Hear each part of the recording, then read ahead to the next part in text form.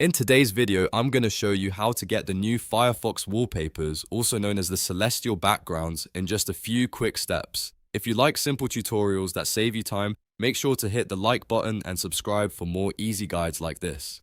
Let's get started.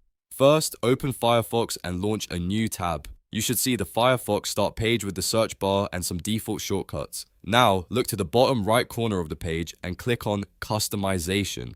This opens the personalization panel where you can change the look and feel of your new tab page. Once the customization menu appears, find and select the Wallpapers section. This is where Firefox keeps its background options for the start page. Inside the Wallpapers area, look for the Celestial category. This is the section with the new space-themed backgrounds. When you open it, you'll see 6 different Celestial wallpaper choices. Take a moment to browse through them and pick the one that looks best to you. After you select your favorite background, Firefox will apply it right away and you'll instantly see your new tab page transform with the new Celestial design. You can always come back later and switch to a different one if you want a fresh look. And that's it. You've now learned how to get the Firefox new wallpapers and apply the Celestial backgrounds in just a few clicks.